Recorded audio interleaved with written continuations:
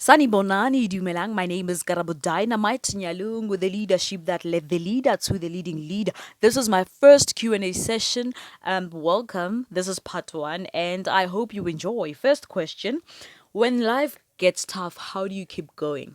I am a prayer warrior. Everything I have today is a result of consistent prayer. When I advise people, I tell them to pray because everything I have today is also maintained by consistent prayer, So definitely prayer. What is your take on Mjolo? Two things.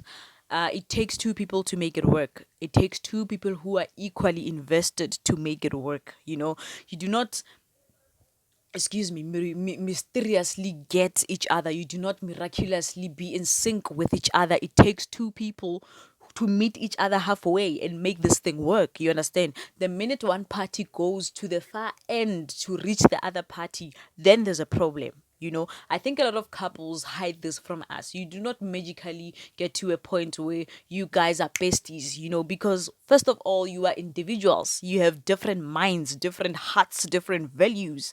You are drawn to each other by commonalities. And for those commonalities to grow and exceed your differences, you need to be willing to meet each other halfway, And another thing, do not compromise yourself. You are not in a relationship to collect red flags. I've seen this in my life where in 2017, I think I saw this from a Facebook memory that said in 2017 I wrote that when someone says I'm not good for you or I'm not deserving of you, I'm not the right person for you, you should respect it because that person is saving you from a lot, and that lot is known by them. Don't try to manipulate or convince them otherwise. But I saw myself later in the years doing something that was totally not what that thing was advocating for. I'm not sure if I'm making sense. It was the contradiction of that statement, and you wonder, why is it in 2020 you do something that you warned yourself about in 2017? And this is because I went to collect red flags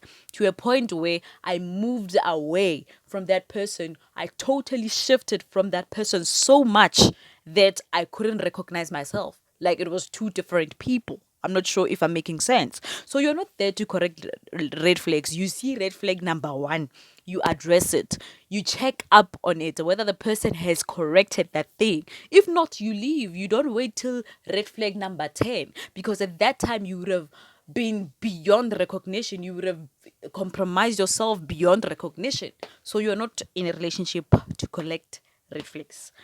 What is your biggest fear? For the longest time, it was falling pregnant, and if you have been following me for a while, you know why. But now is losing the plot because of someone, you know, and losing the plot most importantly because of someone I'm in love with. I see a lot of strong women dilute themselves because of a man that they are in love with. I see a lot of strong women lose the plot. They become irrational. They make hasty decisions all of a sudden because of a man that is in their lives. So for me, that would be my biggest fear, to let someone do that to me. Not that someone is capable of doing it to me. No, to allow it. That would be my biggest fear. You've achieved a lot already. What's next? To me, it's only the beginning. And I think even after achieving so many things, I'd still say it's only the beginning. I think the minute I get too comfortable, it's when I'll start losing it all. It's quite a long journey. I'm still young. So what's next? I'm not going to say, because we work secure, then we announce. What do you look for in a romantic partner? Great communication, and great communication comes from great understanding. So someone who's willing to understand me, someone who's willing to understand me so that when I communicate non-verbally, they get the intended manner. And someone who's gonna be reciprocating everything that I do to them. So I'm not gonna say loyalty, respect, and whatever, because I already bring that to the table. So I want someone who's gonna reciprocate what I bring to the table.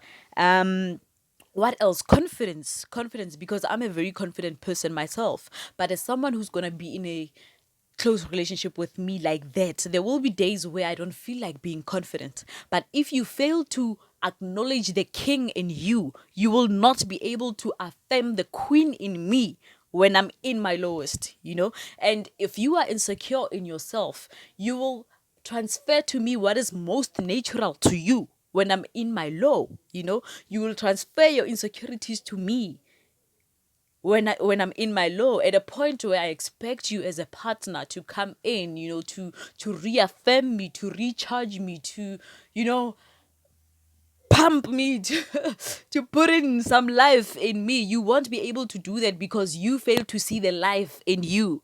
You fail to see the king, the man in you, you know. You fail to see the okay, for lack of a better word, the king in you. So therefore, it will be difficult for you to affirm me. It will be difficult for you to make me feel whole. It will be difficult for you to recharge me if you can't do it in yourself. If you can't do it for yourself. Silungu bakithi. Okay, fine. Next.